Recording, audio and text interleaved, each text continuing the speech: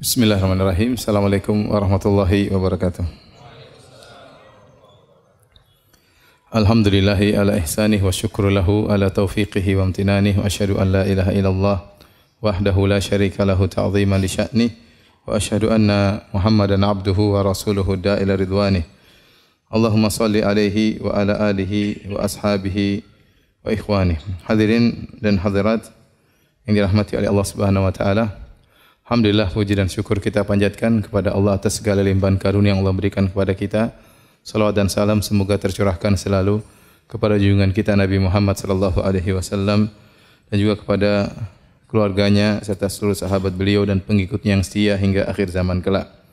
Hadirin hadirat yang dirahmati Allah Subhanahu wa taala. Topik yang kita bahas pada kesempatan kali ini adalah beberapa renungan dan nasihat kepada orang-orang yang mereka sedang bersedih. Sungguhnya kehidupan dunia ini berisi dengan ujian. Dan Allah Subhanahu wa taala telah menekankan hal ini dalam banyak ayat. Ya linabluwahum ayyuhum ahsanu amala. Kata Allah Subhanahu wa taala, sungguh alladzi khalaqal mauta wal hayata, Allah yang telah menciptakan kematian dan kehidupan buat apa? Liyabluwahum ayyuhum ahsanu amala, untuk menguji mana di antara mereka yang amalnya yang terbaik. Allah juga berfirman, hal ata 'alal insanu hina minad dahri lam yakun syai'an madhkura inna khalaqnal insana min nutfatin amsyajin nabtalih. Sungguh kami menciptakan manusia dari nutfah, dari air mani, buat apa? Nabtalih, untuk mengujinya. Jadi memang Allah ciptakan kita untuk diuji. Karenanya seorang di atas muka bumi ini harus sadar bahwasanya dia diciptakan untuk diuji oleh Allah Subhanahu wa taala. Maka semua orang diuji, tidak ada seorang pun yang tidak diuji oleh Allah Subhanahu wa taala. Dan kita tahu semua orang pernah bersedih atau sebagian mereka sedang bersedih, Tapi kalau semua orang pernah bersedih, semuanya pernah bersedih. Tidak ada yang pernah luput dari kesedihan. Dengan ujian yang bermacam-macam. Ada orang diuji berkaitan dengan hartanya, diberi ekonomi yang sulit, penuh dengan hutang, dililit hutang. Ada orang diuji dengan badannya, cacat atau sakit-sakitan atau tubuh yang tidak sempurna. Kemudian juga ada yang wanita diberi kesedihan karena bertahun-tahun sudah menikah, tidak memiliki anak. Sementara wanita yang lain juga sedih, memiliki anak yang banyak tapi selalu menyusahkan dia, nakal, merepotkan dia. Sebagian wanita terus menangis, sudah mencapai usia tua, tidak mendapatkan suami. Sementara banyak wanita yang menangis mendapati suami yang selalu menyesakkan hatinya, selalu memukulnya, selalu menyedihkannya. Dan demikianlah namanya ujian, beraneka ragam, menimpa satu dengan yang lainnya. Tapi memang berbeda-beda, ada yang ujiannya sedikit dan ada ujiannya banyak. Tetapi semua orang diuji oleh Allah Subhanahu wa taala. Dan siapapun orangnya, mau kaya atau miskin, pasti diuji, Sebagaimana sering saya sampaikan, bukan hanya orang miskin yang diuji, bukan hanya orang miskin yang bersedih. Orang kaya, para pejabat, para penguasa, mereka juga diuji, mereka juga bersedih. Bukan cuma kita saja yang menangis. Bahkan orang-orang terkenal, orang-orang yang mungkin dicari-cari oleh orang tersohor, mereka pun menangis. Bisa jadi tangisan mereka lebih banyak daripada kita. Betapa sering kita melihat foto seorang pejabat, seorang penguasa yang mungkin tersenyum dalam foto tersebut. Namun kita lihat senyumannya penuh dengan keterpaksaan. Di balik senyuman tersebut dia menyimpan banyak penderitaan. Oleh karenanya, siapapun orangnya di dunia ini pasti diuji, pasti diuji. Baik orang yang soleh maupun yang tidak soleh. Terlebih lagi Allah menjanjikan orang-orang yang beriman dengan ujian yang lebih berat. Kata Allah Subhanahu wa taala, Alif Lam Mim ahasiban nasu ayyutraku ayyaqulu amanna wa hum la yuftanun. Wa laqad fatanna alladhina min qablihim fala ya'lamanna Allahu alladhina shadaqu wa la ya'lamanal kadhibin. Kata Allah Subhanahu wa taala, Alif Lam Mim. Apakah manusia dibiarkan mereka berkata beriman sementara mereka tidak diuji? Sungguh kami telah menguji orang-orang sebelum mereka agar Allah tahu mana yang imannya benar dan mana yang imannya dusta. Ya. Am hasibatum an tadkhulul jannata wa lamma ya'tikum mathalul ladzina khalau min qablikum massathumul ba'sa'u wad-dharra'u wa zulzilu.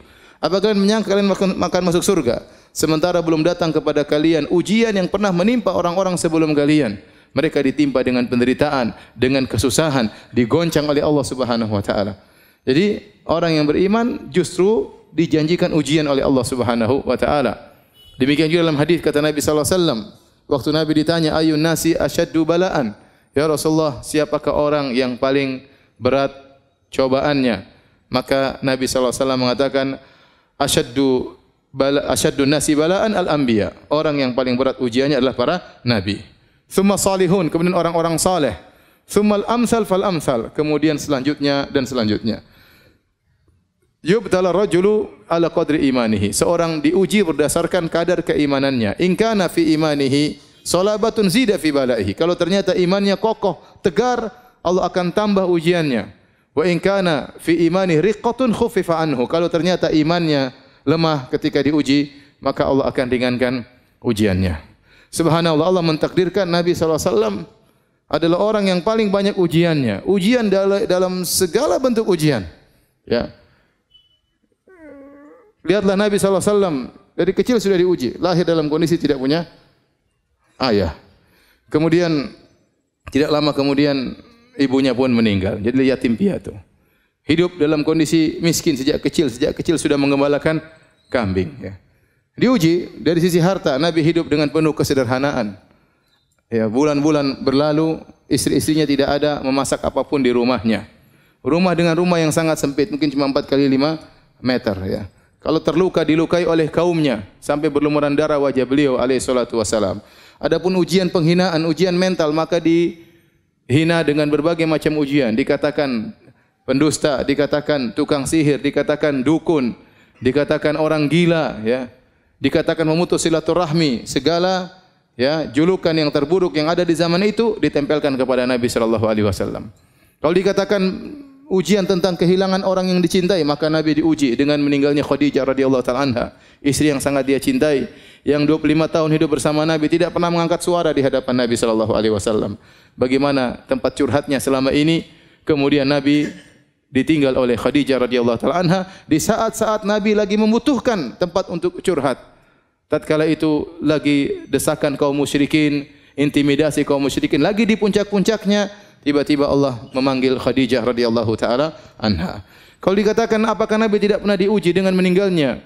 Ya, anak-anaknya, semua anak-anak Nabi sallallahu alaihi wasallam meninggal dalam kehidupannya kecuali Fatimah radhiyallahu taala anha. Nabi punya anak 7 orang, semuanya meninggal, 6 orang di masa kehidupan Nabi sallallahu alaihi wasallam. Abdullah meninggal, Qasim meninggal, ya Zainab meninggal, Ruqayyah meninggal, Ummu Kulthum meninggal, Ibrahim terakhir meninggal di pangkuan Nabi sallallahu alaihi wasallam sampai Nabi menangis. Nabi berkata, "Innal qalba la yahzan wa innal aina la tadma wa la naqulu illa bima yurdi rabbana wa inna bi firaqika ya Ibrahim la mahzunun." Sungguh mata ini mengeluarkan air mata. Sungguhnya hati ini sangat bersedih dan kami tidak mengucapkan kecuali kata-kata yang mendatangkan keridhaan Allah Subhanahu wa taala. Wa inna bi firaqika ya Ibrahim la mahzunun. Sungguh kami dengan kepergianmu wahai anakku Ibrahim sangat bersedih. Semua ujian dihadapi oleh Nabi sallallahu alaihi wasallam. Cuma satu mungkin saya bilang Nabi tidak diuji, yaitu Nabi tidak diuji dengan kecacatan. Kenapa? Karena beliau seorang nabi. Tidak pantas dia seorang cacat, akan menjadi bahan hinaan oleh orang-orang musyrikin, orang-orang kafir. Adapun ujian yang lain, ujian harta Nabi diuji. Ujian terluka Nabi diuji, sakit 2 kali lipat. Anas bin Malik waktu datang kepada Nabi sallallahu alaihi wasallam, kemudian dia meletakkan tangannya, maka Nabi panasnya sangat tinggi. Ya Rasulullah, innaka la tu'ak wa'kan syadidan. Ya Rasulullah, sungguhnya engkau mengalami panas yang sangat panas, ya. Kata Nabi sallallahu alaihi wasallam, ini u'ak kama yu'aku rajulani minkum. Sungguhnya aku kalau merasa demam 2 kali lipat seperti kalian. Ya, Nabi diracun, ya, sampai Nabi sallallahu alaihi wasallam meninggal karena bekas racun yang diberikan oleh wanita Yahudi tatkala di Khaybar. Ya, selama 3 tahun atau 4 tahun Nabi mengalami sakit racun tersebut. Puncaknya tatkala Nabi sallallahu alaihi wasallam tahun 11 Hijriah baru kemudian Nabi sallallahu alaihi wasallam meninggal akibat racun yang sudah terpendam hampir 4 tahun tersebut sallallahu alaihi wasallam. Oleh karenanya, waktu Nabi sallallahu alaihi wasallam mendatangi seorang wanita yang sedang meratapi anaknya meninggal dunia, Maka Nabi SAW datang wanita tersebut di kuburan, dia sedang meratapi anaknya. Nabi mengatakan, ya hadhihi, isbiri, wahai fulanah, bersabarlah. Wattaqillah, bertakwalah kepada Allah. Maka wanita tersebut marah, dia mengatakan, ilaika anni, pergi engkau dariku. Innaka lam tusab bi musibati. Kata wanita ini, engkau tidak merasakan apa yang aku rasakan. Engkau tidak pernah menerima musibah seperti yang aku terima. Subhanallah. Nabi bukan cuma satu anak yang meninggal. 6 orang anak meninggal dia hadapi. Ya, kemudian Nabi SAW tetap menegurnya, maka dia pun sadar. Ternyata itu Rasulullah SAW, maka dia pun minta uzur. Kata Nabi SAW, innama sabru inda sodamatil ula. Sungguhnya kesabaran itu adalah pertama kali tatkala seorang ditimpa dengan musibah. Jadi setiap kita terkena musibah, kita ingat ada orang yang jauh teladan kita, yang sangat alim, yang sangat bertakwa kepada Allah. Ternyata kehidupannya penuh dengan musibah. Dialah siapa? Rasulullah sallallahu alaihi wasallam. Ya. Oleh karenanya, hadirin dan hadirat Allah Subhanahu wa taala, ada beberapa nasihat yang ingin saya sampaikan ya pada kesempatan kali ini agar meringankan beban kesedihan yang dialami oleh kita. Karena siapa di antara kita sih yang tidak pernah bersedih? Terkadang kesedihan itu datang berkelanjutan, silih berganti ya. Yang pertama, yang harus kita sadari bahwasanya demikianlah tabiat dari kehidupan. Namanya kehidupan isinya ujian. Sebagaimana tadi saya sudah singgung di mukaddimah pengajian. Dan Allah Subhanahu wa taala berfirman, laqad khalaqnal insana fi kabad. Sungguh kami ciptakan manusia fi kabad, yukabid, yaitu dalam kondisi susah payah. Sejak dia lahir dalam kesusahan, lahir dalam kondisi ya, keluar dalam kondisi menangis ya. Tangisan yang menyedihkan atau menyenangkan orang di sekitarnya ya. Kemudian setelah itu hidup dengan kepayahan, ditimpa dengan sakit ya, kemudian merangkak dan seterusnya ya. Kemudian dia pun setelah besar dia harus bekerja mencari nafkah ya, entah diterima pekerjaan atau tidak, belum dimarahin bosnya ya, harus berjalan di bawah terik matahari ya. Namanya manusia semuanya susah ya.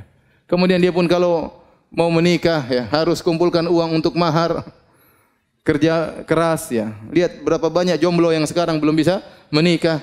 Penderitaan yang bertubi-tubi menimpa mereka.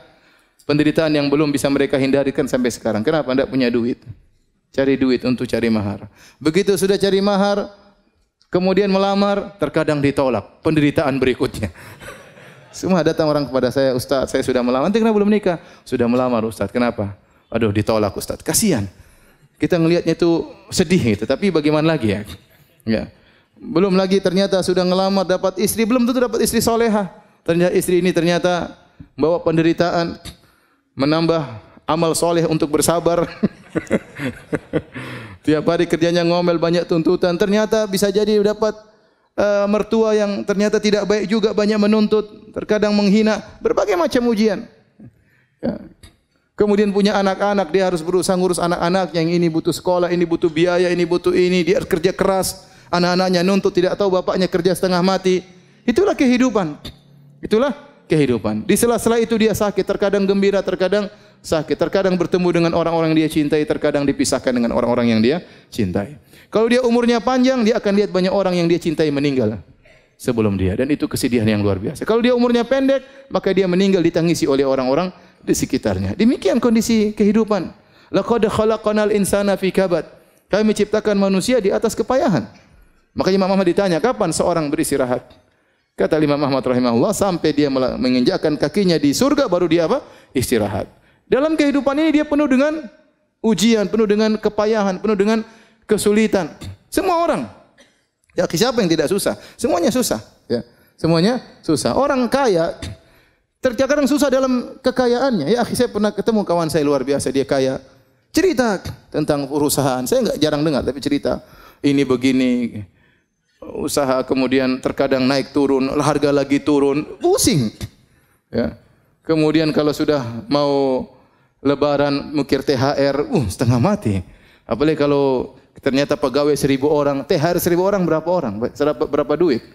Orang-orang pegawai yang miskin-miskin pada senang mau lebaran. Dia yang mau kasih gaji setengah mati. Jadi masing-masing ada ujiannya. Ya. Antum kira presiden, antum kira pejabat tidak susah, mereka juga susah. Di balik kegembiraan mereka, di balik kemewahan yang mereka miliki, mereka hidup dengan kegelisahan. Ya, betapa banyak yang demikian. Oleh karenanya ini tabiat dari kehidupan, kondisi kehidupan isinya adalah ujian. Maka Anda jangan berangan-angan terlepas dari ujian. Semua orang diuji, cuma bedanya ada yang sedikit, ada yang banyak, itu saja. Oleh karenanya syair yang diucapkan oleh Imam Syafi'i rahimahullahu taala, dia mengatakan mihanuz zamani katsiratun la tanqadi wa sururuhu ya'tika kal ayadi. Sungguhnya ujian kehidupan itu tidak terputus-putus, kata Imam Syafi'i. Ini menunjukkan bagaimana beliau banyak diuji. Apalagi beliau ulama, orang soleh, pasti banyak ujiannya. Mihanuz zamani katsiratun la tanqadi, kata beliau. Ujian kehidupan, ujian zaman terus tidak terputus-putus. Wa sururuhu ya'tika kal a'yadi. Adapun kesenangannya datang sesekali seperti hari Eid, sesekali aja datang. Ya, oleh karenanya kita harus sadar bahwasanya ya dunia ini isinya adalah ujian. Isinya adalah ujian, ya. Antum ingat ayat tersebut, laqad khalaqnal insana fi kabad. Sungguhnya manusia diciptakan, Allah menciptakan manusia dengan kepayahan. Taib. Ini yang pertama. Yang kedua, hadirin dan hadirat yang Allah Subhanahu wa taala, ya. Ingatlah bahwasanya yang menguji kita dengan ujian ini, ya, yang menimpakan kita musibah ini adalah Allah Subhanahu wa taala. Allah Subhanahu wa taala berarti ya sengaja, ya, Allah dengan hikmahnya sengaja menimpakan musibah ini kepada kita. Allah telah memilih kita untuk diuji dengan ujian ini, dan Allah tahu ujian ini pas buat kita. Allah tatkala mentakdirkan ujian ini bagi kita, misalnya seorang kehilangan anaknya, seorang kehilangan barangnya, seorang mungkin terluka, seorang mungkin harus bercerai, banyak musibah yang Allah tahu berarti memang ini pantas buat kita atau pas buat kita dan kita memang bisa untuk menghadapinya. Maka seorang ridha dengan keputusan Allah Subhanahu wa taala. Apalagi seorang tahu bahwasanya yang menentukan, mentakdirkan adanya musibah ini adalah Arhamur Rahimin, adalah zat yang Maha Pengasih lagi Maha Penyayang, yang lebih sayang kepada dia daripada seorang ibu kepada anaknya. Ya. Lallahu arhamu bi ibadihi min hadhihi bi waladiha. Allah lebih sayang kepada hamba-hambanya daripada seorang ibu terhadap anaknya. Jadi kalau Allah kasih kita musibah, kasih kita ujian, ya udahlah, ini berarti memang Allah sudah takdirkan. Dan Allah memilih buat kita ujian tersebut, berarti kita sebenarnya sanggup untuk menghadapinya. Karena Allah telah berfirman, la yukallifullahu nafsan illa usaha. Allah tidak memberi luar kemampuan. Jadi kalau kita berusaha, bersabar, berdoa, tegar, insyaallah kita bisa menghadapi ujian ini. Dan ini memang pas, kadarnya sesuai yang Allah kehendaki. Ini dia ujiannya sekian, kadarnya sekian. Makanya tadi hadis yang sudah saya sebutkan, Allah memberi ujian kepada seorang hamba. In kana fi imanihi salabatun zida fi balaihi. Kalau ternyata imannya kokoh, Allah tambah. Berarti Allah memberi ujian sesuai dengan kadar yang pas buat kita. Maka seorang begitu diuji, sabar. Sabar, dia tahu bahwasanya ini adalah ujian yang memang harusnya bisa dia hadapi. Kemudian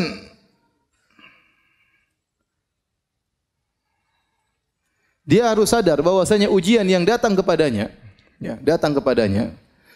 ya, bukan untuk membinasakannya, tetapi adalah untuk mengujinya agar Allah melihat bagaimana dia menghadapi ujian tersebut. Ya. Allah tidak membinasakannya. Allah kasih dia ujian. Ya, kalau kita diberi ujian bukan untuk membinasakan kita, tapi untuk kita hadapi ujian tersebut. Apakah kita bisa menghadapinya atau tidak? Apakah kita bersabar sehingga kita dapat pahala, ataukah kita mengeluh, ya, berkeluh kesah sehingga kita tidak mendapatkan pahala dari Allah Subhanahu wa taala. Makanya sebenarnya mengatakan ujian itu seperti obat, ya. Memang pahit tapi harus diminum. Kalau antum tidak menghadapinya dengan kesabaran, maka antum tidak akan mendapatkan kesembuhan. Ya, pasti ada sesuatu pada diri kita sehingga Allah kasih ujian tersebut. Yang ujian tersebut fungsinya seperti obat. Ya sudah, hadapi saja. Hadapi dengan kesabaran sebagaimana kita bersabar kalau dikasih obat oleh dokter, kita minum. Bahkan kalau harus diamputasi, kita bersabar karena kita tahu di balik itu pasti ada kebaikan. Ini obat yang Allah berikan kepada kita, mau tidak mau inilah obat. Maka hadapi, minumlah obat tersebut, yang pahit tersebut, yang tidak enak tersebut agar kita bisa mendapatkan kesembuhan dari penyakit yang sedang kita hadapi. Kemudian di antara hal yang perlu kita ingat, Allah kasih kita musibah, ya. Allah kasih kita ujian. Di antara hikmahnya agar Allah ingin melihat seorang hamba beribadah dengan berbagai macam model ibadah. Ada orang diberi ibadah dengan ibadah bersyukur, maka dikasih kenikmatan agar Allah lihat dia bagaimana bersyukur kepada Allah. Terkadang Allah kasih dia musibah agar Allah lihat bagaimana cara dia beribadah kepada Allah dalam kesulitannya. Ya. Dan betapa banyak ibadah yang muncul tatkala orang dalam penderitaan yang tidak mungkin dilakukan oleh seorang yang sedang menghadapi kenikmatan, mendapati kenikmatan. Coba antum bayangkan seorang tatkala sedang diuji, hatinya benar-benar terenyuh kepada Allah Subhanahu wa taala. Harapannya hanya kepada siapa? Allah Subhanahu wa taala. Kalau dia berdoa dia menangis. Yang itu mungkin tidak didapatkan oleh orang-orang yang dapat kesenangan. Ya. Seorang kalau dalam kenikmatan mungkin dia salat sekedar mau nangis, apa yang mau dia tangisi? Apa yang mau dia tangisi? Sampai seperti ada lelucon ya. Ada seorang imam di Mekah. Saya diceritain wallah alam benar atau tidak ya, tapi lelucon namanya Syekh Al-Muhaisini. Syekh Al-Muhaisini dia punya murotal Quran ya. Kalau antum mendengar murotalnya dia sering nangis. Dan dia punya masjid di daerah di Mekah. Orang banyak yang iktikaf juga di masjid tersebut. Dan dia kalau salat sering nangis ya. Kemudian suatu hari ada seorang dari Mesir kemudian salat situ senang dengar imamnya salat sambil nangis-nangis. Kemudian dia tanya, siapa imamnya itu? Maka orang-orang berkata namanya Al-Muhaisini. Sementara di samping-samping ada hotel-hotel namanya Al-Muhaisini, Al-Muhaisini. Itu yang punya hotel-hotel ini? Iya. Sudah punya hotel masih nangis katanya. Jadi maksud saya bisa jadi memang seorang dalam ketentramannya, dalam kebahagiaannya dia menangis, tapi itu jarang. Ibadah yang keluar dari hati seorang tatkala sedang diuji dengan musibah itu luar biasa, ya. Luar biasa. Makanya terkadang seorang lilit utang, dia berdoa kepada Allah Subhanahu wa taala dan utangnya tidak dilunas-lunaskan oleh Allah Subhanahu wa taala. Karena Allah tahu kalau utangnya lunas dia berhenti berdoa kepada Allah Subhanahu wa taala. Kalau utangnya lunas dia tidak lagi salat malam kepada Allah Subhanahu wa taala. Bahkan terkadang Allah menambah hutangnya sehingga dia benar-benar terjepit, sehingga dia tahu apa arti tawakal. Dia tahu apa arti apa? Tawakal. Betapa banyak orang diajari oleh Allah dengan tawakal setelah dijebak dengan ujian yang sangat berat, tidak ada yang bisa menolong dia seorang pun. Presiden pun tidak bisa menolong dia. Ya. Tidak ada yang bisa menolong dia kecuali siapa? Allah. Maka dengan adanya ujian, adanya musibah, adanya penderitaan, maka Allah Subhanahu wa taala ingin mengetahui dari seorang hamba agar hamba itu beribadah dengan berbagai macam model ibadah. Ada ibadah syukur, ada ibadah apa? Ada ibadah sabar, ya. Ada ibadah sabar dan demikianlah, ya. Kita lihat Nabi Muhammad SAW beribadah dengan bersyukur, beribadah dengan bersabar. Kita lihat Nabi Sulaiman alaihissalam yang super kaya raya dengan dipenuhi dengan berbagai macam kenikmatan, dia juga pernah diuji oleh Allah Subhanahu wa taala. Lihat Nabi Ayub yang pernah kita sampaikan kajian, pernah diberikan kekayaan yang luar biasa dan pernah dikasih sakit yang lama. Dia pernah beribadah kepada Allah dengan syukur dan dia pernah beribadah kepada Allah dengan sabar.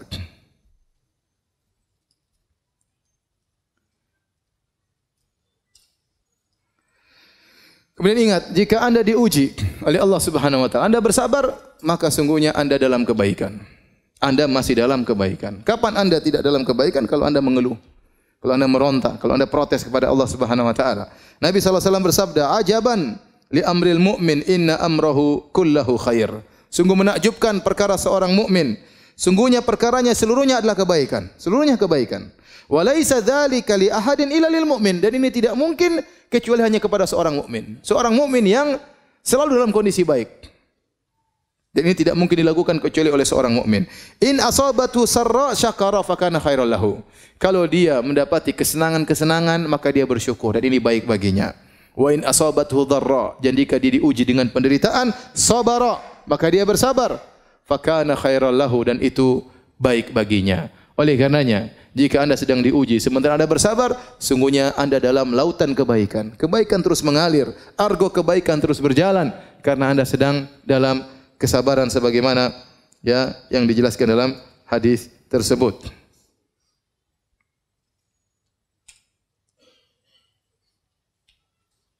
Oleh karena dalam hadis disebutkan kata Nabi sallallahu alaihi wasallam, "Ma min ahadin minal muslimin." Tidaklah seorang dari muslimin yusabu bi bala'in, diuji dengan suatu ujian, suatu penderitaan fi jasadihi, penderitaan di badannya, dia sakit atau yang lainnya. Illa amarallahu ta'ala al-hafazata alladhina yahfazunahu. Kecuali Allah akan perintahkan kepada malaikat al-hafazah, para penjaga, para pencatat amalan-amalan hamba.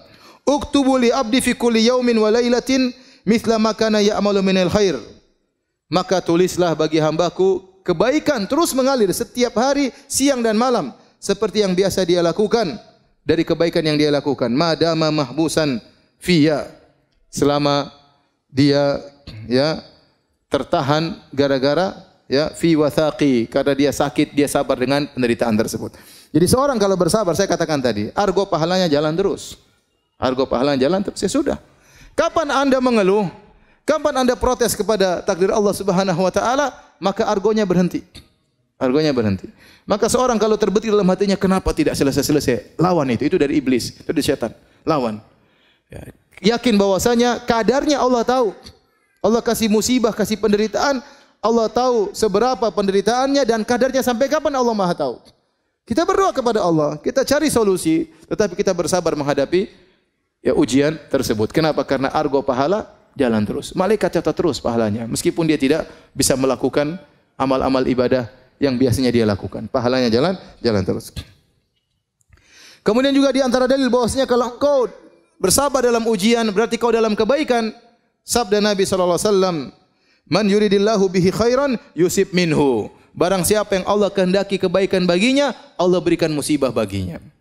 Berarti tanda kebaikan adalah Allah berikan musibah. Nabi mengatakan demikian, "Man yuridillahu bihi khairan." Barang siapa yang Allah menghendaki kebaikan baginya, yusib minhu, Allah berikan musibah baginya. Musibah dalam berbagai macam musibah. Ya. Ada yang musibah pada anaknya, ada musibah pada hartanya, ada musibah pada suaminya, ada musibah pada istrinya. Ada orang diuji dengan kekayaannya, ada orang diuji dengan kemiskinannya, ada orang diuji dengan sakit yang dia alami, ya. Dan banyak. Ada orang diuji dengan tuduhan yang tidak baik kepadanya. Ada orang diuji dengan kerabatnya, diuji dengan kakaknya dan adiknya, dengan tetangganya. Oleh karenanya, selama kita diuji dan kita bersabar, sungguhnya berarti Allah masih menghendaki kebaikan bagi kita. Dalam hadis yang lain kata Nabi sallallahu alaihi wasallam, "Idza ahaballahu qauman ibtalahum." Kalau Allah mencintai suatu kaum, Allah uji mereka. Jika Allah mencintai suatu kaum, idza ahaballahu qauman ibtalahum, Allah menguji mereka. Dalam hadis yang lain, idza aradallahu bi 'abdil khaira ajjala lahul uqubata fid dunya. Jika Allah menghendaki kebaikan bagi seorang hamba, Allah segerakan hukumannya di dunia. Wa idza arada bi 'abdihi syarra amsaka anhu bi dzambihi hatta yuwafiyahu yaumal qiyamah. Jika Allah menghendaki keburukan bagi seorang hamba, Allah tidak kasih dia musibah. Allah tahan dosanya, nanti Allah akan balas pada hari kiamat kelak dengan balasan yang sempurna. Oleh karena jika seorang diuji dan dia bersabar, yakinlah dia masih dalam kebaikan. Argo pahala terus berjalan. Di antara hal yang perlu kita renungkan, bahwasanya terkadang Allah kasih musibah kepada kita untuk mengangkat derajat kita di surga. Dalam satu hadis kata Nabi SAW, Inna rajula la yakunu lahu 'inda Allahil manzilah fama yablughuha bil amal fama yazalu yabtalihi bima yakrahu hatta yuballighahu iyyaha. Kata Nabi sallallahu alaihi wasallam, sungguhnya seorang benar-benar dia memiliki kedudukan di sisi Allah Subhanahu wa taala. Namun Allah tidak bisa mengangkat dia ke posisi tersebut dengan amal solehnya. Artinya apa? Allah lihat amal soleh dia sedikit, tidak cukup. Pahala dia tidak cukup untuk mendongkrak dia untuk naik ke derajat yang tinggi tersebut. Fama yazalu yabtalihi, maka Allah terus mengujinya. Allah terus memberikan musibah kepadanya. Bima yakrah, dengan perkara yang dia tidak sukai. Hatta yuballighahu iyyaha, sampai Allah pun menyampaikan dia pada derajat tersebut. Ini yang disebut dengan musibah menambah derajat seseorang. Ya, siapa di antara kita yang tahu amal solehnya banyak? Ya akhi, kita baca Quran jarang-jarang. Ya, kita salat malam jarang-jarang. Itu pun salat malam dalam kondisi ngantuk-ngantuk. Sedekah masih pelit. Berbakti sama orang tua juga jarang-jarang. Baik sama istri pun tidak banyak. Perhatian sama tetangga kurang. Zikir juga lisan tidak pernah basah dengan zikir kepada Allah Subhanahu wa taala. Ibadah kita kurang. Kalau kita mau kita kalkulasi ibadah kita sangat sedikit. Terus kita ingin mendapat derajat yang tinggi, tidak ada cara lain kecuali dengan dikasih musibah. Di balik musibah tersebut banyak ibadah-ibadah yang mau tidak mau kita lakukan. Ya, kerendahan diri, kesedihan, kembali kepada Allah Subhanahu wa taala, menangis dalam sujud, menangis dalam salat malam. Ternyata dengan dikasih musibah tersebut, pahala kesabaran seorang hamba mengangkat dia pada derajat yang tinggi. Kalau dengan amal saja dia tidak mampu. Inilah maksud dari hadis tersebut.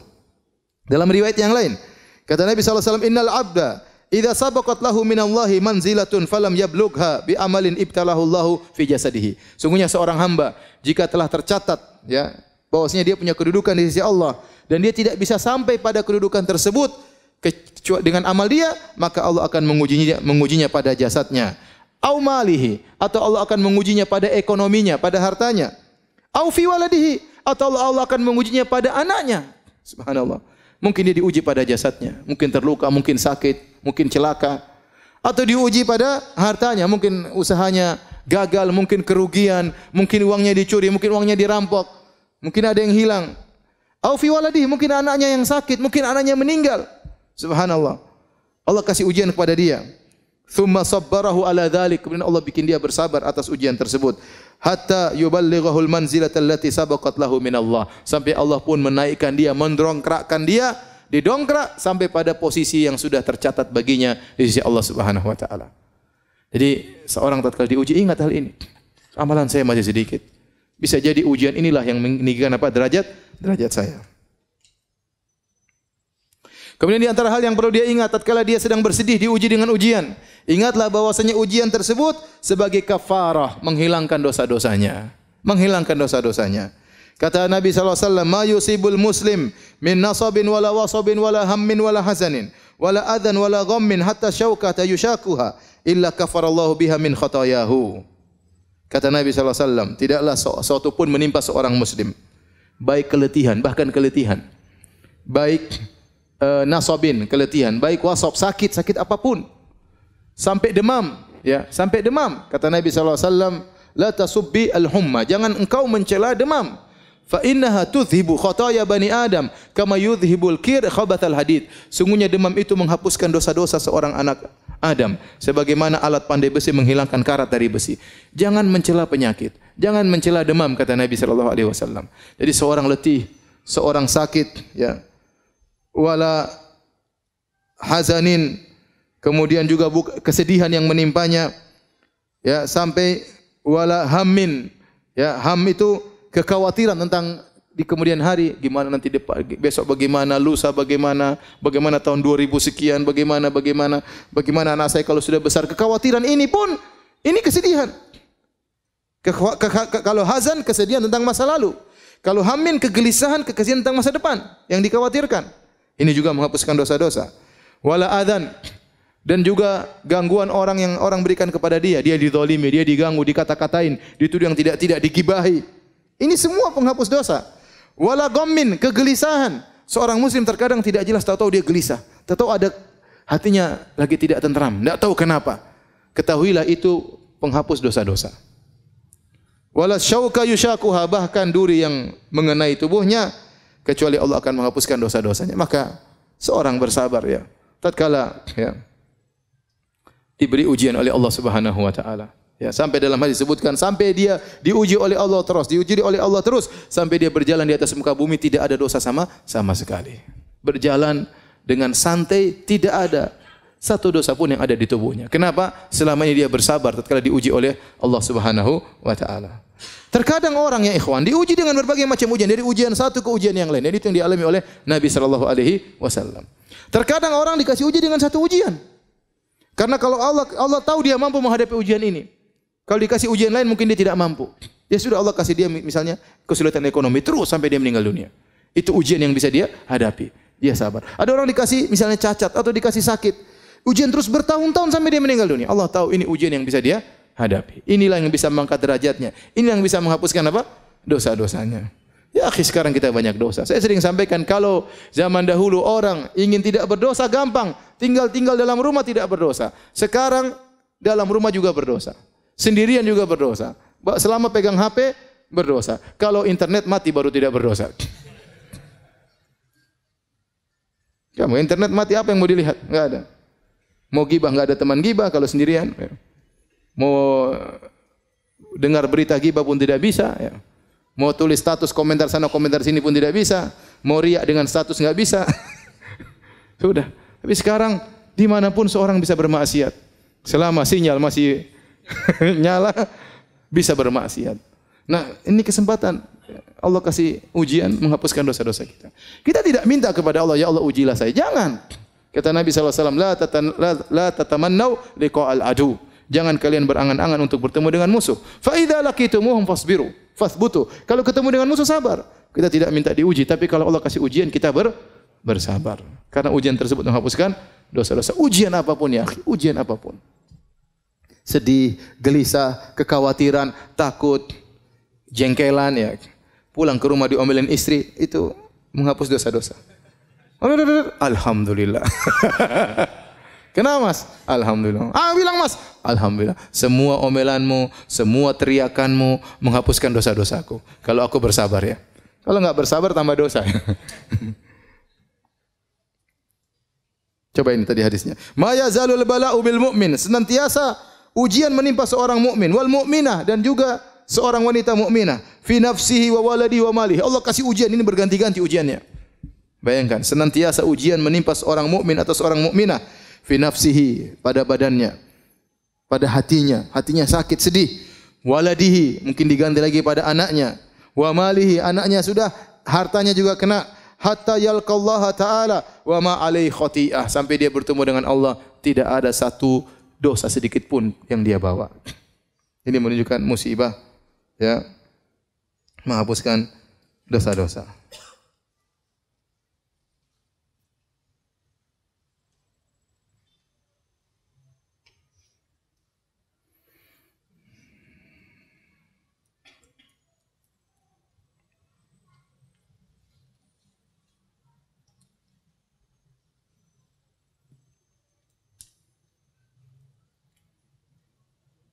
Dalam satu hadis dari Jabir bin Abdullah dari Imam Ahmad dengan sanad yang sahih.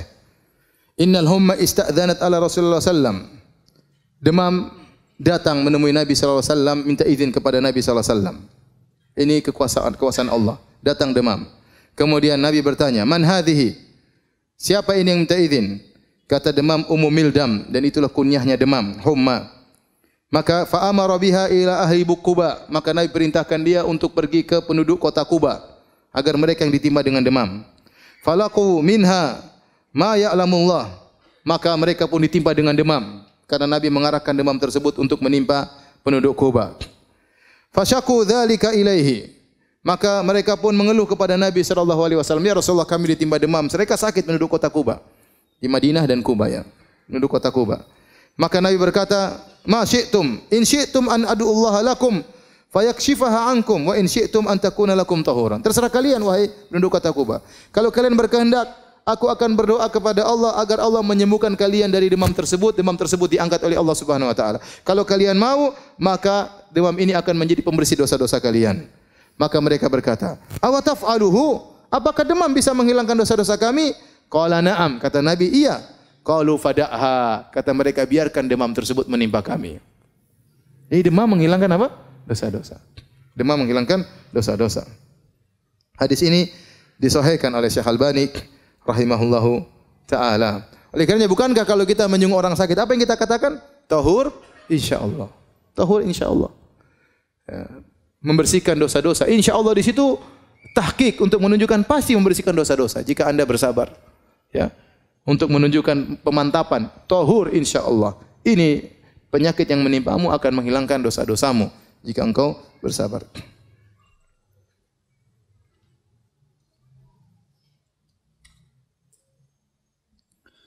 Baik. Nasihat berikutnya para hadirin dan hadirat yang dirahmati oleh Allah Subhanahu wa taala. Bisa jadi musibah yang menimpa kita ini merupakan sebab terhindarkan dari musibah yang lebih besar. Ya, bisa jadi musibah yang menimpa kita merupakan sebab yang untuk menghindarkan musibah yang lebih besar. Kata Imam Ibnu Qayyim rahimahullah taala, kalau Anda sulit memahami hal ini, renungkanlah kisah Nabi Khadir dengan anak yang dia bunuh. Kata Allah Subhanahu wa taala, "Fantalaqa hatta idza laqiya gulaman faqatalah. Qala aqtalta nafsan zakiyatan bighairi nafsin laqad ji'ta syai'an nukra." Waktu Nabi Khadir jalan Nabi Musa ketemu dengan seorang anak, kemudian dengan wahyu dari Allah maka Nabi Khadir pun membunuh anak tersebut. Nabi Musa mengingkari. Bagaimana kau bisa membunuh seorang anak yang tidak punya salah sama sekali? Kalau dia bunuh orang kita boleh bunuh, dia enggak punya salah.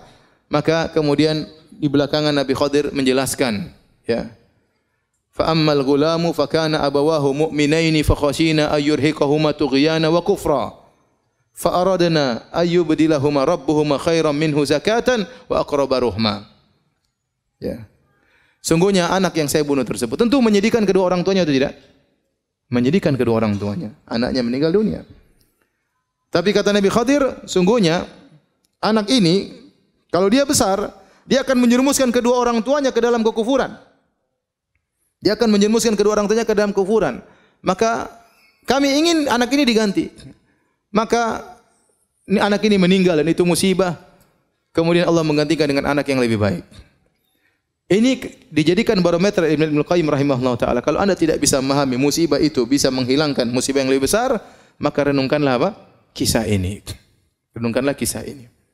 Contoh kisah lain disebut oleh para ulama tentang Ahad Qadat Ubaidillah bin Ziyad. Salah seorang panglimanya Ubaidillah bin Ziyad. Tahu siapa Ubaidillah bin Ziyad?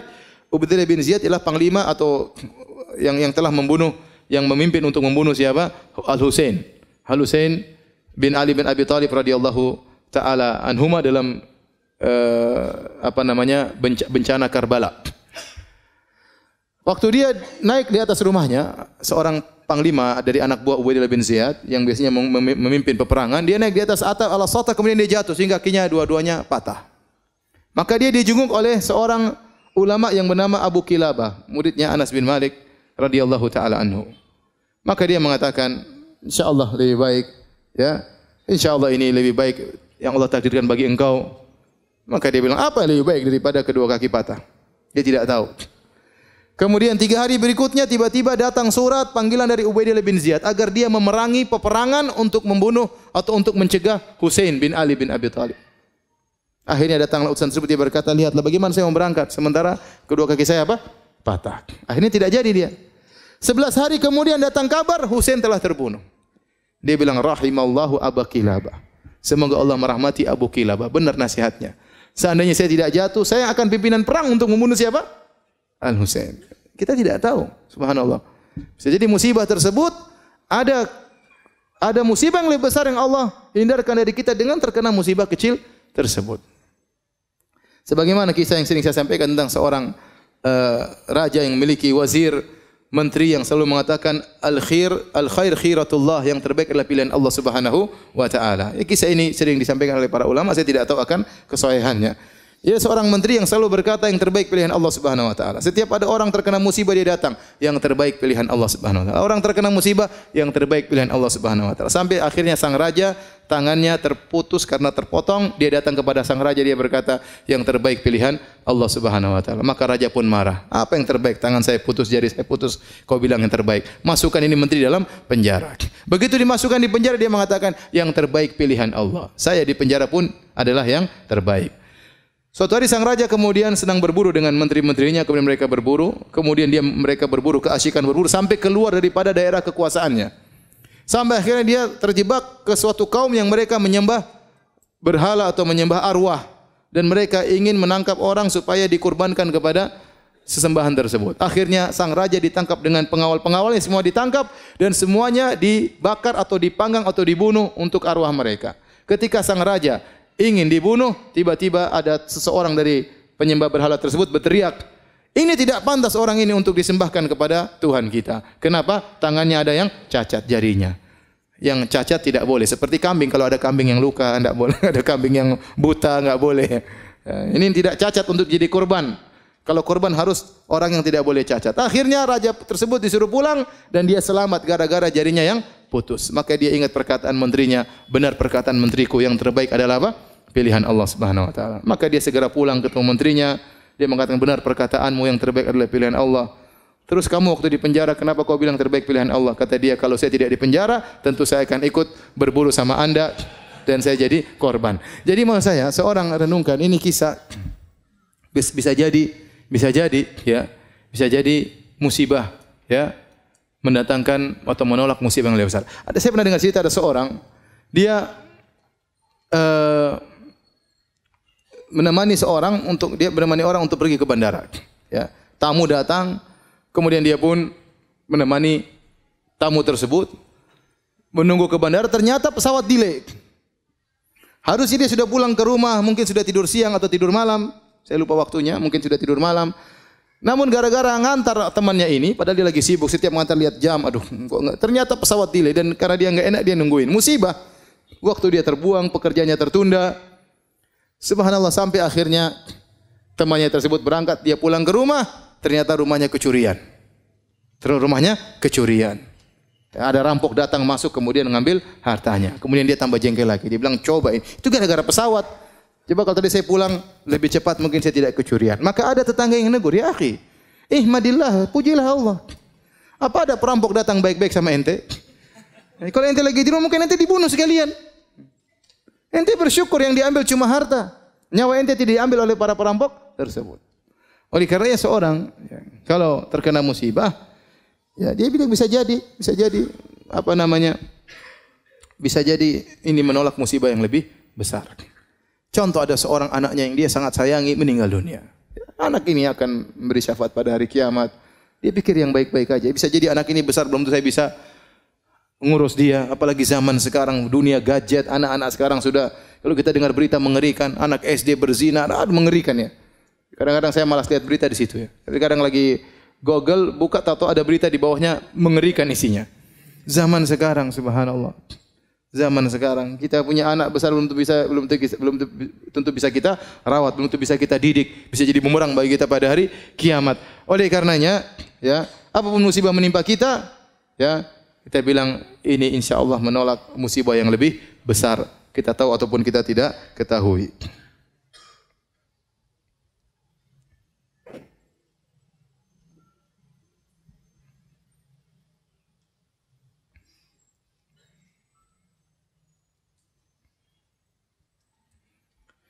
Anda ditimpa musibah oleh Allah Subhanahu wa taala agar Anda tahu bagaimana bersyukur yang benar. Terkadang seorang tidak tahu rasa syukur, nikmatnya syukur kecuali setelah dikasih apa?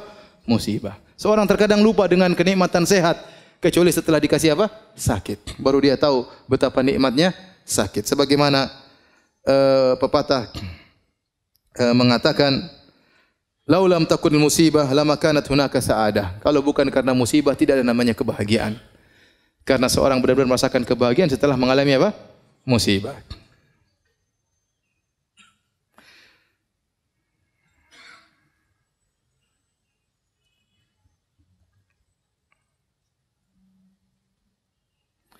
Di antara hal yang bisa meringankan seorang tatkala sedang bersedih, dia harus beriman dengan masalah takdir. Dia tahu bahwasanya seluruh yang menimpanya ini sudah ditakdirkan oleh Allah Subhanahu wa taala.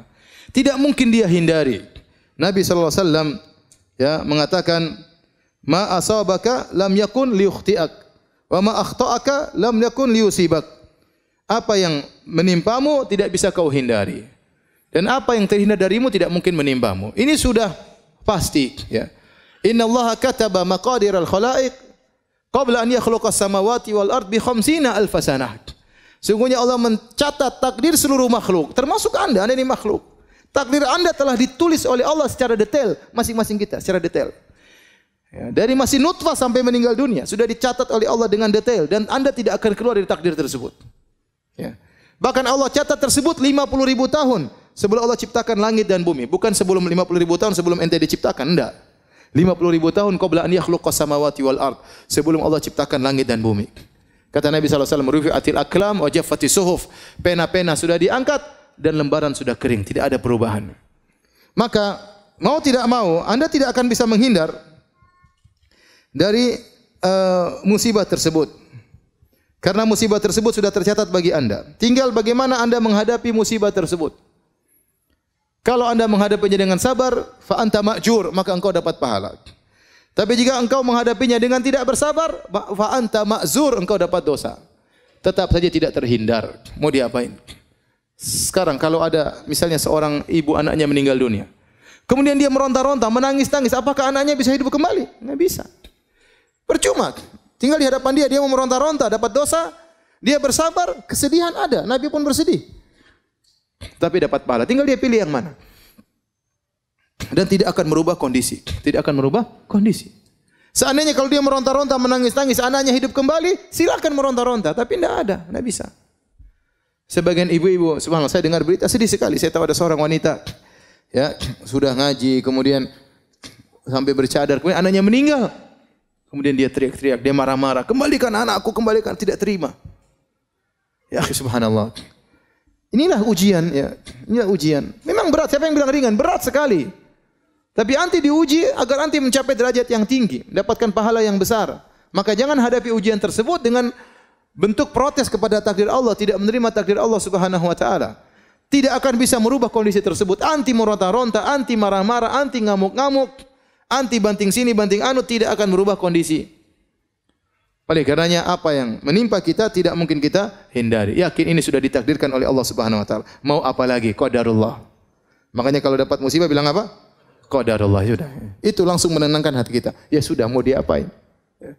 Qadarullah, mau diapain? Ya. Kita sudah berusaha, ternyata salah. Kita sudah menjaga anak kita sudah obati ke rumah sakit, qadarullah, mau diapain? Mau diapain? Ya. Ustaz, istri saya kurang ajar, ya sudah, qadarullah, mau diapain? Ente sudah nyari, ente sudah searching di Facebook kan? Cari yang ini, sudah verifikasi lagi, sudah semuanya. Sudah tanya semua, sudah ternyata salah Ustaz. Ya qadarullah, hadapi ujian tersebut. Mau diapain? Mau diapain?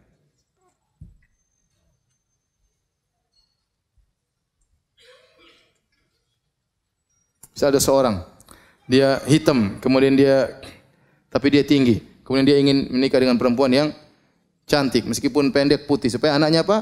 Tinggi dan putih. Ternyata qadarullah. Anaknya hitam, pendek, pesek. Ya sudah, qadarullah. Ente sudah berusaha. Apa boleh buat? Itu namanya qadarullah.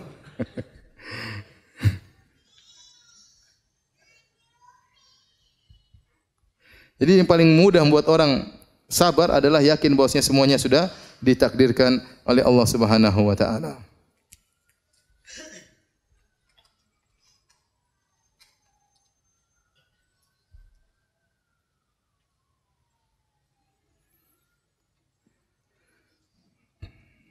Kalau seorang tatkala ditimpa musibah, dia dapati dirinya kurang bersabar, maka latihlah dirinya untuk bersabar. Kalau dia latih dirinya untuk bersabar, dia akan bersabar. Kata Nabi sallallahu alaihi wasallam, innamal hilmu bittahallum wa innamal ilmu bitta'allum. Ya, wa man yatasabbar yusabbirhu Allah. Barang siapa yang berlatih diri untuk bersabar, Allah akan buat dia sabar. Tadinya merontak, ingin memberontak, ingin berteriak, sabarkan diri. Latih diri kita. Setiap ada masalah langsung qadarullah. Inna lillahi wa inna ilaihi raji'un. Langsung ucapkan tersebut. Meskipun jengkel, meskipun marah, itu kalimat luar biasa. Kalau kita kena musibah, kita bilang qadarullah, itu langsung buat hati kita tenang. Kita langsung bilang inna lillahi wa inna ilaihi raji'un. Semuanya kita ini milik Allah. Mobil kita, rumah kita, harta kita, anak kita semuanya milik Allah. Kalau Allah ingin ambil terserah. Inna lillahi wa inna ilaihi raji'un. Itu membuat kita benar-benar sangat mudah untuk bersabar. Maka latih diri untuk bersabar. Kata Nabi SAW, man yatasabbar yusabbirullah. Barang siapa yang melatih dirinya untuk bersabar, maka Allah akan mudahkan dia untuk bersabar. Kemudian di antara hal yang membantu kita untuk mengurangi kesedihan, perbanyak berzikir kepada Allah Subhanahu wa taala. Dan ini Allah perintahkan kepada Nabi sallallahu alaihi wasallam. Ya. Fasbir ala ma yaqulun wasabbih bihamdi rabbika qabla tulu'i syamsi wa qabla ghurubiha.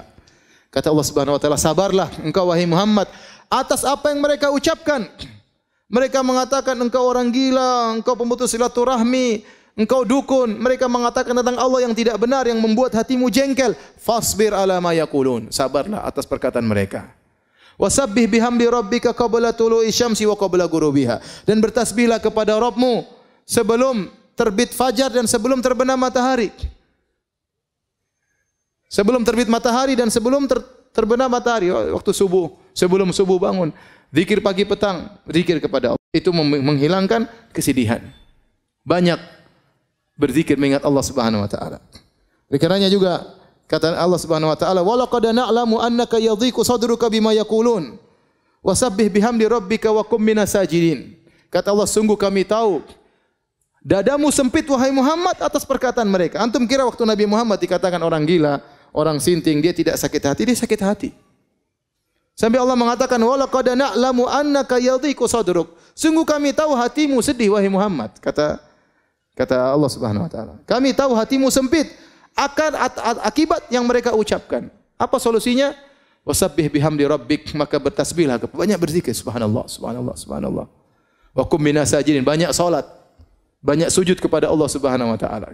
Itu di antara hal yang buat kita meringankan kesedihan kita. Keluhkan kesedihan kita kepada Allah Subhanahu wa taala. Fasabrun jamil. Sabar jamil, apa itu sabrun jamil? Kesabaran yang indah, maksudnya kesabaran yang tidak disertai dengan syakwa, keluhan kepada makhluk. Adapun syakwa kepada Allah, mengeluhkan penderitaan kita, itu tidak mengapa. Itu kebiasaan para nabi. Nabi mengeluhkan kesulitannya kepada Allah Subhanahu wa taala. Nabi Yakub mengatakan, "Innama ashku bathi wa husni ila Allah." Aku mengeluhkan kesedihanku, ya kegelisahanku, penderitaanku hanya kepada Engkau ya Allah. Semua para anbiya mereka mengeluhkan kepada Allah Subhanahu wa taala. Nabi Zakaria, "Rabbi inni wahanal 'azmu minni washta'ala ar-ra'su syaiba wa lam akum bidu'aika rabbi syaqiyya." Ya Allah, aku sudah tua, tulangku sudah rapuh. Aku masih ingin punya anak. Aku tidak pernah putus asa dari berdoa kepada Engkau. Seorang tatkala ditimpa dengan kesedihan, banyak bertasbih, banyak berzikir. Ala bi dzikrillah tatmainnul qulub. Ketahuilah dengan berzikir kepada Allah, maka hati menjadi tenang. Jangan terlalu banyak syakwa kepada orang lain. Sekarang model zaman sekarang ini sedikit-sedikit mengeluh di Facebook, status berubah-ubah terus. Ini yang saya lihat, aduh. Terkadang di penuntut ilmu terkadang begitu. Terkadang ustadz begitu. Ya akhi, subhanallah, ribut sama istrinya, kemudian dia perang status di Facebook. Kita yang lihat malu. Anda sedih, percuma Anda sampaikan di status, tak ada faedahnya. Keluhkan kepada Allah, bangun malam berdoa kepada Allah Subhanahu wa taala, banyak zikir, itu yang bisa menghilangkan kesedihan Anda, mengurangi kesedihan Anda. Pun Anda status, apa orang-orang belum tentu membantu. Orang mungkin malah mengejek, orang mungkin malah merendahkan ente. Anda kira dengan Anda melemparkan status tersebut, kemudian kesedihan hilang? Enggak. Kemudian setelah Anda bikin status, ente lihat lagi komentar, lebih lagi sedih lagi. Kalau enggak ada yang komentar, Anda bersedih, ternyata murid-murid saya tidak ada yang perhatian sama saya. Kalau ada yang komentar, ente bersedih juga. Belum ada balasan status lain, waduh repot. Ngapain kita seperti itu? Ente ingin hilang kesedihan, berzikir kepada Allah Subhanahu wa taala. Sebagian ibu-ibu seperti itu, statusnya menunjukkan penderitaan terus. Tahu-tahu status ada jantung berbentuk love terbelah dua, subhanallah. Ada apa Kenapa begini? Kenapa jantungnya terbelah dua? Menimbulkan banyak pertanyaan. Ya. Repot ya. Banyak ya. Nanti status macam-macam ya Allah. Jangan mengeluh kepada manusia, rugi. Betapa banyak berharap kepada orang, dia akan kecewa. Mengeluh kepada manusia tidak ada yang dia dapatkan. Tidak ada solusi. Paling mereka mengatakan sabar. Sabar. Hidup juga ujian. Saya juga sudah tahu. Ya udah tahu, sabar makanya. Ngapain ngeluh sama manusia? Hati-hati ibu-ibu yang suka rubah-rubah status ibu-ibu ini. Jangan. Sedikit status, foto profilnya diganti-ganti, jangan. Kalau terkena musibah, sedih, banyak berzikir, banyak baca Quran.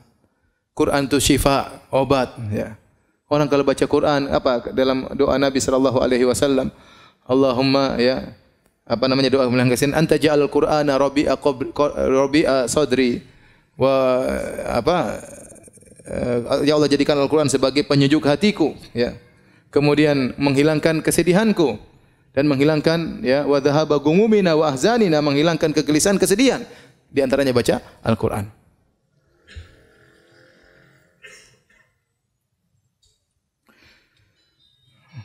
Kemudian di antara hal yang membantu kita untuk menghilangkan kesedihan, yaitu jangan memutar kembali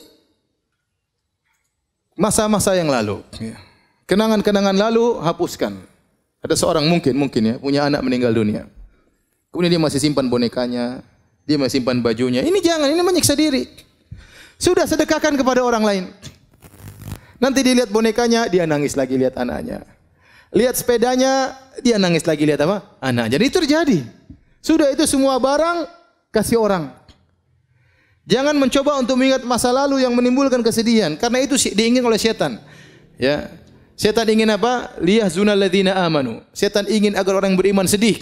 Kenapa kalau orang beriman sudah sedih dan kesedihannya berlebih-lebihan, tidak mengantarkan dia dekat kepada Allah, akhirnya banyak perkara akhirnya terbengkalai. Dia kalau sudah sedih, terlalu sedih, ngurus anak-anak yang lain susah. Perhatian sama suami susah. Dia pun jarang pengajian, dia cuma baca Quran, nangis saja kerjanya. Maka segala hal yang membuat kita kesedihan tentang masa lalu, ngapain kita ingat-ingat kembali? Semua kenangan-kenangan hilangkan. Kalau punya foto-foto di HP, hilangkan semua. Ya ngapain? Nanti lihat, nangis lagi. Tiba-tiba, nangis lagi. Ya enggak usah. Enggak usah. Baik tentang orang tua kita, baik tentang anak-anak kita, yang sudah lalu, biarlah berlalu. Ya. Ngapain kita menjebak diri kita pada kesedihan yang lalu, yang tidak mungkin kita perbaiki lagi, mustahil. Tidak mungkin kita kembalikan lagi. Mustahil. Ya sudah, maka segala hal yang membuat kita teringat dengan masa lalu, kesedihan yang berkepanjangan, maka hendaknya kita hindari. Kemudian jangan lupa ya untuk menghadiri majelis ilmu. Di antara zikir yang menenangkan hati majelis ilmu, dengar pengajian tentang kesedihan, ya, tentang tawakal, tentang sabar, tauhid, terutama pengajian tentang tauhid.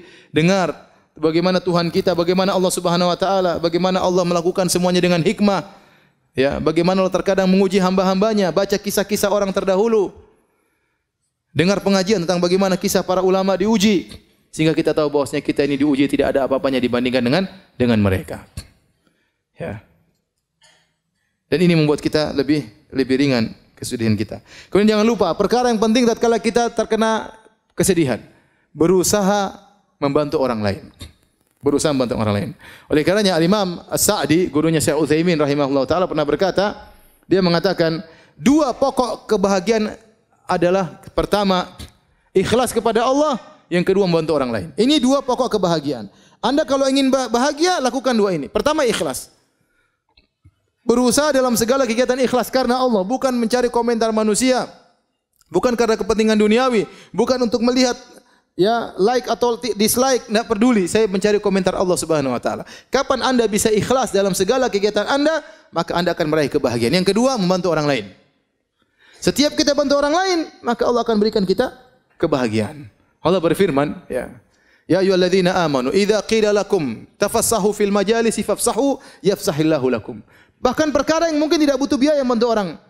Kata Allah, ya wahai orang yang beriman, jika dikatakan kepada kalian lapangkan majelis supaya atau rapatkan supaya orang bisa masuk duduk bersama antum di masjid, maka berilah kelonggaran bagi mereka. Yafsahillahu lakum, maka niscaya Allah akan berikan kelapangan bagi kalian. Kata para ulama termasuk kelapangan dada. Kelapangan dada. Ya, padahal tidak butuh biaya sehingga orang datang, silakan duduk samping saya. Itu ente bikin begitu, ente dapat apa? Kebahagiaan. Tidak usah jauh-jauh, kita sholat Jumat misalnya, sholat Jumat full masjid rame. Ada orang bingung cari apa? Cari tempat. Kemudian kita sini kita rapat-rapat sedikit. Silakan sambil antum tersenyum. Dia kemudian berdiri samping antum. Itu Allah kasih kebahagiaan bagi antum. Begitu saja.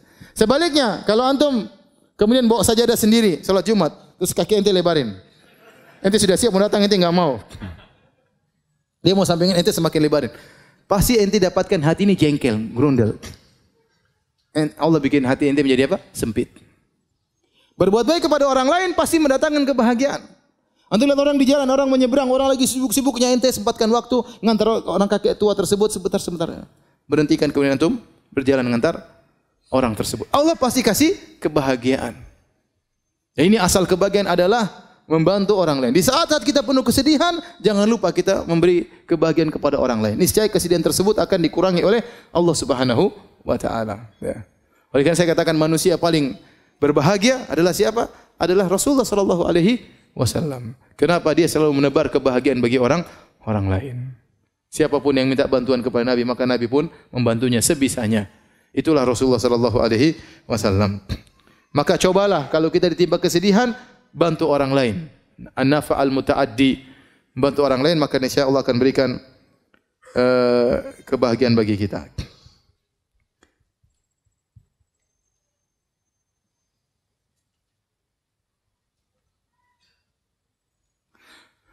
Kemudian aku lagi sedih.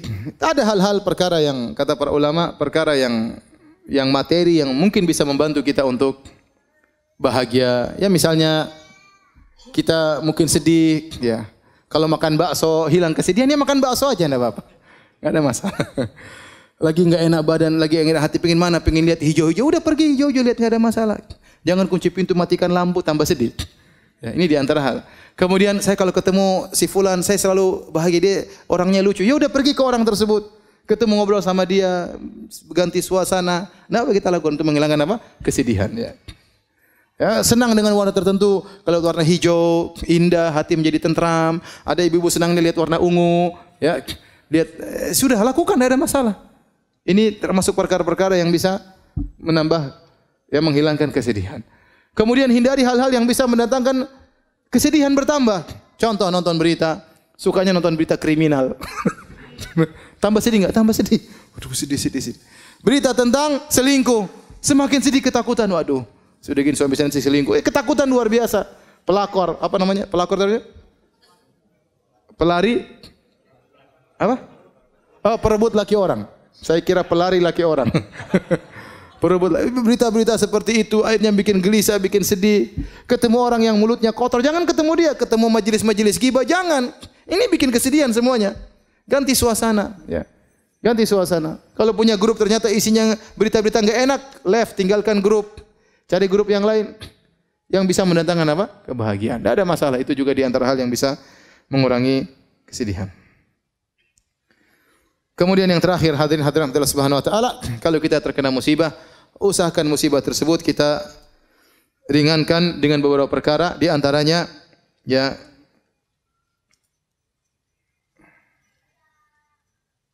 ingat musibah yang lebih berat daripada yang kita alami, ya.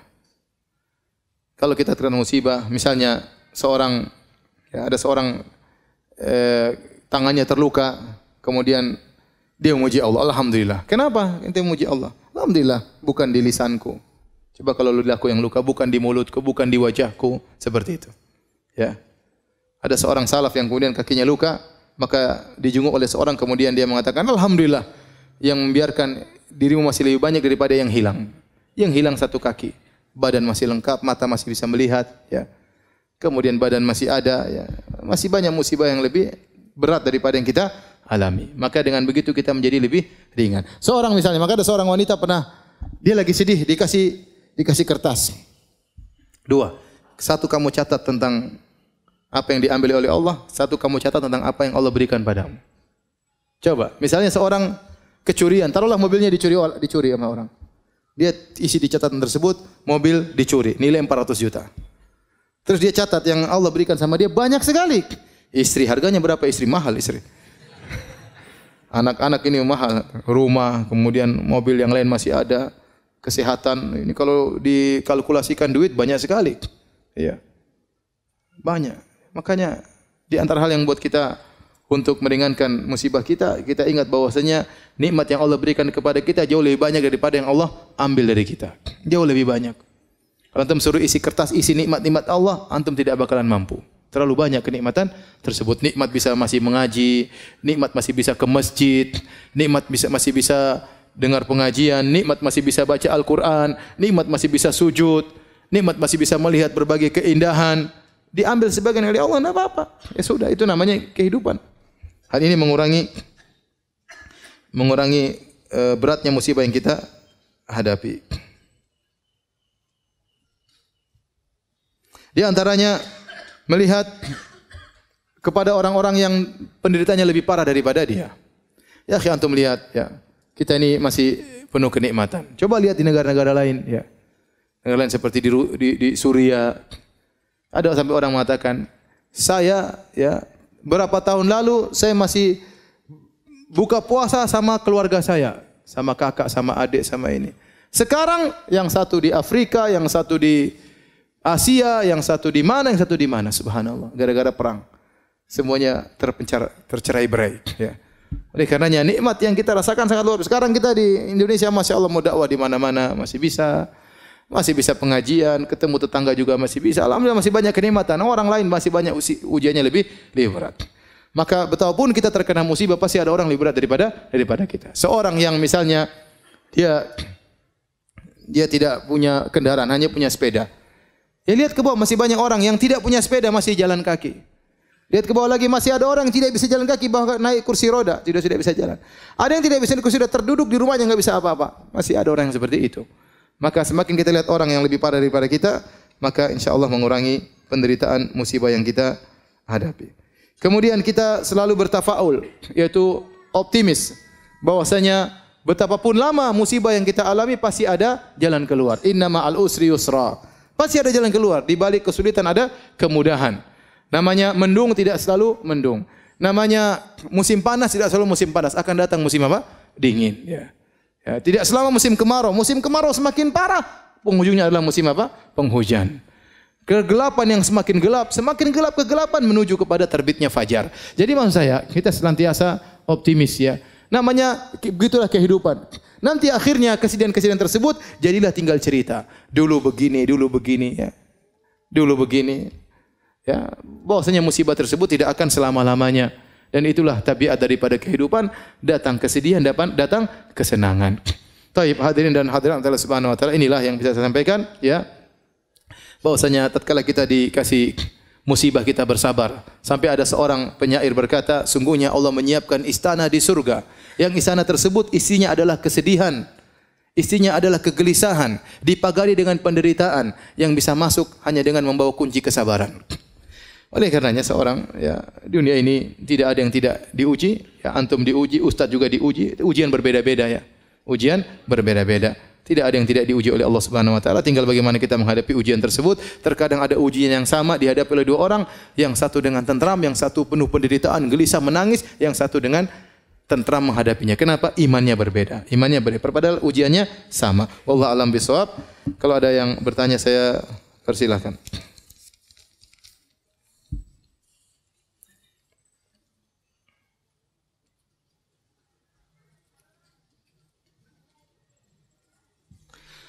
Apakah zikir pagi dibaca jam 9 pagi dan zikir petang dibaca habis maghrib itu boleh Ustaz? Asalnya zikir pagi dibaca sebelum terbit matahari. Sebelum terbit matahari. Dan asalnya zikir petang dibaca sebelum terbenam matahari. Menjelang terbenam matahari terbaik. Tapi kalau memang ada halangan, maka tidak mengapa. Karena waktu al-masa, petang secara bahasa Arab, mencakup di malam hari. Mencakup di malam hari. Terutama doa-doa yang ada zikir yang ada doanya. Semakin kita cepat baca doa, semakin apa? Semakin baik. Semakin baik.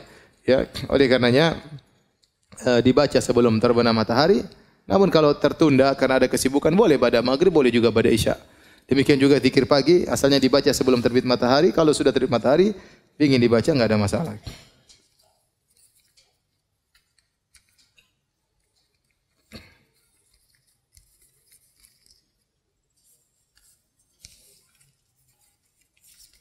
Ustaz, ada pertanyaan titipan. Apakah menikah harus dengan orang yang kita jatuh cinta kepadanya? Dan menikah apa harus menunggu lulus kuliah terlebih dahulu? Semuanya tidak harus. Kalau ditanya apakah harus kita menikah dengan orang yang kita jatuh cinta kepadanya, tidak harus. Ya, tapi kalau itu bisa, itu lebih baik. Ya.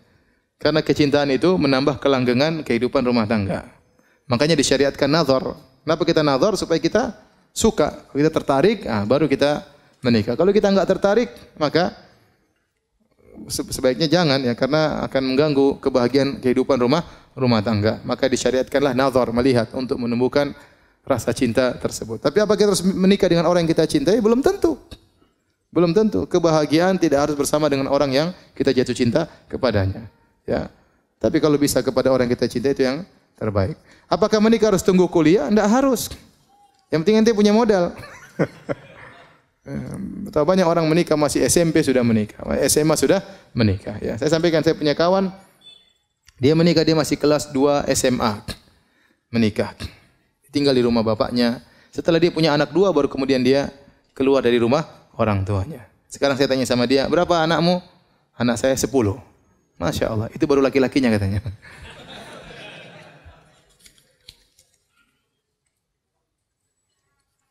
Apakah musibah dapat dicegah atau tidak? Dicegah sama sekali, sudah takdir. Kalau sudah ditakdirkan tidak akan bisa dicegah. Namun selama kita tidak tahu apa takdir kita, maka kita berusaha melakukan amalan-amalan yang bisa mencegah kita dari terhalang kita dari takdir yang buruk ya. Semua sudah ditakdirkan, tapi kita tidak tahu apa takdirkan kepada kita. Yang penting kita melakukan sebab di antara hal-halnya yang menghilangkan kita dari kesudahan yang buruk misalnya adalah berbuat baik kepada orang lain kata Nabi sallallahu alaihi wasallam. Sunaiul ma'ruf taqi masari asu, berbuat baik kepada orang lain menghindarkan dari kesudahan yang buruk.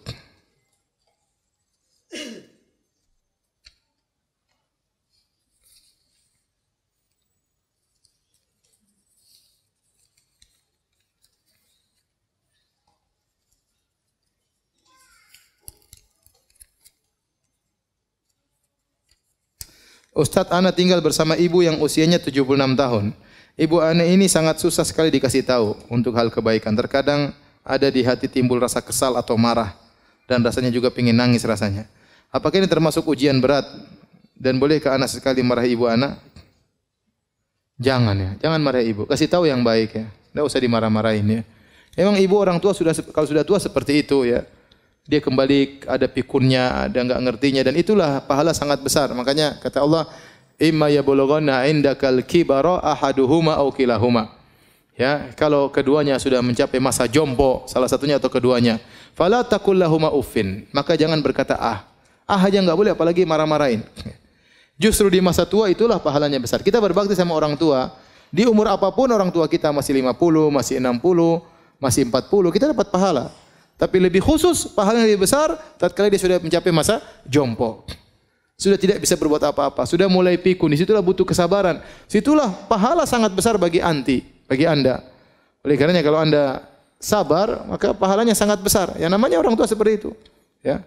Sama orang tua kita sabar waktu mengurus kita masih kecil. Ya, sekarang kita tahu kita ngurus anak kita enggak gampang. Anak kita dikasih tahu enggak mau dengar, ya, marah-marah terkadang, ya. Ya, terkadang dia marahin kita, anak-anak ya begitulah. Orang tua juga nanti seperti itu. Antum juga nanti seperti itu kalau sudah tua. Oleh karenanya berusaha berbakti sama orang tua. Mudah-mudahan Allah menjadikan anak-anak Anda berbakti kepada Anda.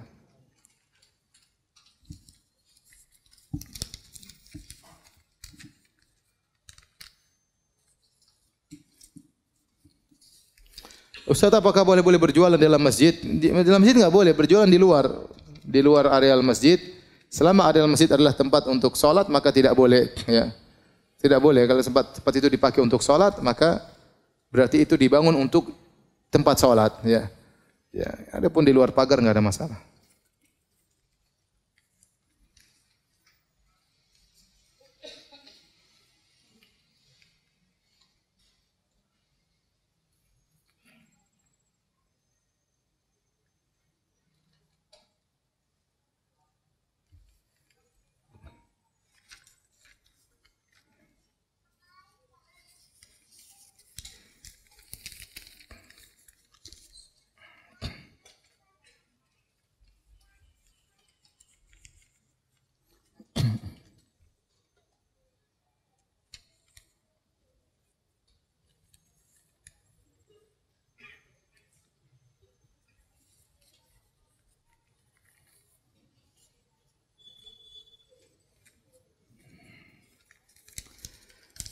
Ini banyak sekali pertanyaan, susah ya. Tanya sama Ustaz yang lain.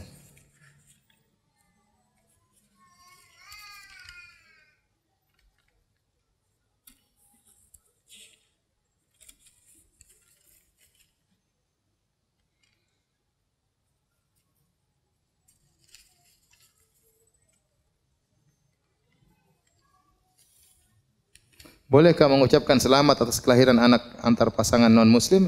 Ini perkara duniawi, tidak apa-apa. Perkara dunia, kita boleh mengundang mereka makan, kita boleh ikut bahagia dan kebahagiaan mereka. Misalnya dia naik pangkat, kita bilang selamat naik pangkat, enggak ada masalah. Itu perkara apa? Duniawi.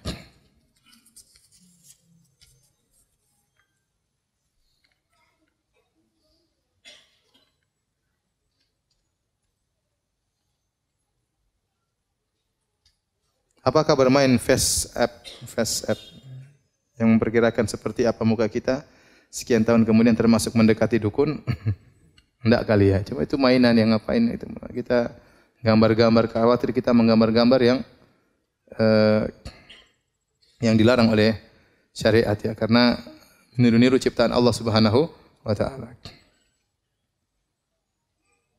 Apakah mengomentari hasilnya juga termasuk mendekati dukun? Saya rasa tidak, ini bukan masalah perdukunan ya. Kecuali dia mengatakan wajah saya seperti ini, pasti seperti ini, itu tidak boleh ya. Tidak boleh. Karena kita tidak tahu, ente belum tentu hidup sampai segitu ya. Saya belum tahu aplikasi tersebut ya. Cuma saya lihat ada orang yang profilnya, tahu-tahu dia tulis umur saya 60 sekian. Apakah sampai segitu umur saya? Dia kasih pasang wajahnya sama waktu wajahnya sudah apa? Tua ya. Mungkin pakai aplikasi tersebut. Aplikasinya saya tidak tahu, saya tidak pernah lihat.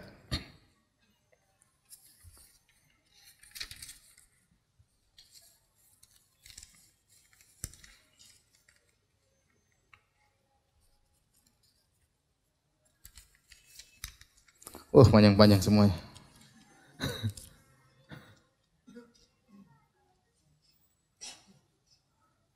Saya seorang ibu dengan 4 orang anak yang ditinggal suami. Apakah berdosa jika saya terus meratapi kematiannya? Iya, tidak boleh. Ya.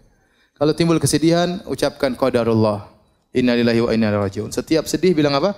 Qadarullah. Innalillahi wa inna ilaihi raji'un. Setan ingin kita terus bersedih. Sehingga akhirnya kita terbengkalai, tidak bisa ngurus anak dengan baik. Mungkin kita mau cari nafkah pun susah.